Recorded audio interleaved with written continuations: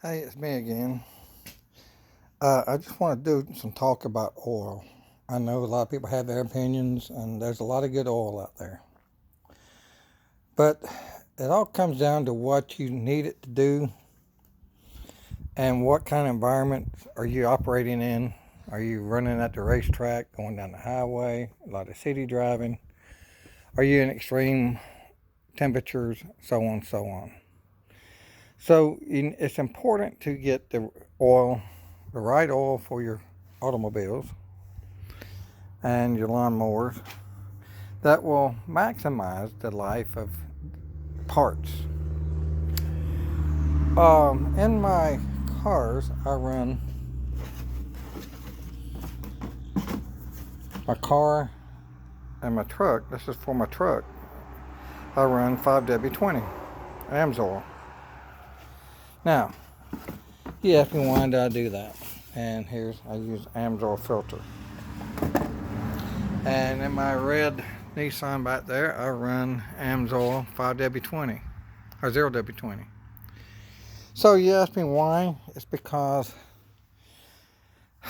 it's excellent oil. It goes, I can run 25,000 miles between oil changes, and they guarantee it as long as I'm using their oil and their filters. And so far, it's not been a problem. That car, the filter can only go 15,000 miles. So I usually change oil every 15,000 miles. The thing is, AMSOIL has warranty secure. They stand behind it. Mobil One also has 15,000 mile and 20,000 mile oil, but they don't stand behind it if your car has an extended warranty, already has a warranty on it. So that don't give me a lot of confidence in them. Now, AMSOIL is expensive, no doubt. It cost me $100, but you know what? It cost me about $35 every time I get an oil change on that car. And I do about 25,000 miles a year on that car. So therefore, I'm going to spend that much anyway. I got 4 to 5 oil changes a regular way versus one with AMSOIL. And so I am, it comes down to, it makes the AMSOIL more affordable that way when you think about it. But the fact that they stand behind their product better than Mobil One sells me on AMSOIL. Now I know that's just my thing. You do what you want. But in my Mustang, I don't put 25,000 miles a year on it. So the thing I like to run on it that's a good oil is I use quakerstate ultimate durability. It's green bottle with a gold label, and it's known for its good oil strength and high performance. And I only do about 5 to 10,000 miles a year on this car, so I don't need to put 25,000 mile oil in this car because it's only guaranteed at that 25,000 miles in 1 year.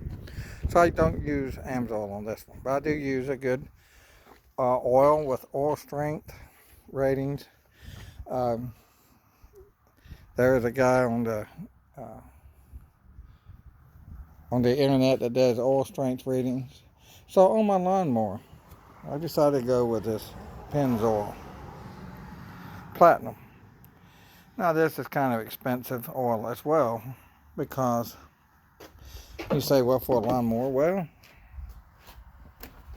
if you can save money on a filter, not pay $20 for your filter, and then buy your oil and all, you're looking $25 to $30 anyway. By the time you buy the Kohler filters and the recommended oil, you're probably looking close to that anyhow. But the thing is, you only had to do the oil change according to Kohler every 100 hours. Well, that goes out a long ways. So unless you're doing, for me, that's a couple of years. So the other thing I like is this is made from natural gas, and the thing that has been shown about this, along with AMSOIL, is that it also keeps the pistons clean, keeps carbon buildup down. And so, sure, this costs quite a bit more. You say, well, that's expensive oil for a lawnmower. Yeah, maybe it is. But it says right here, made from natural gas. And that speaks to the cleanliness of that oil, and keeping your engine clean is very important, especially when it comes time to go into the engine. Regular oil works just fine as long as you change the oil very frequently. But if you're going to go 100 hours on an engine, I would definitely use a good quality synthetic oil. Regular oil I would do about between 25 and 50 hours. Make sure I change it more often with it. But if you use a good oil like this, I think you can easily do the 100 hours. John Deere has an oil change system that's $40. It comes with the filter and the oil already in it. So with 2 quarts of these at $10 a quart, that's $20, and $3 or $4 for a good, like a Ford filter or a STP filter. $25. You're still cheaper than John Deere and a lot of these other tractors. And you have, by being made from natural gas, the pistons will stay cleaner.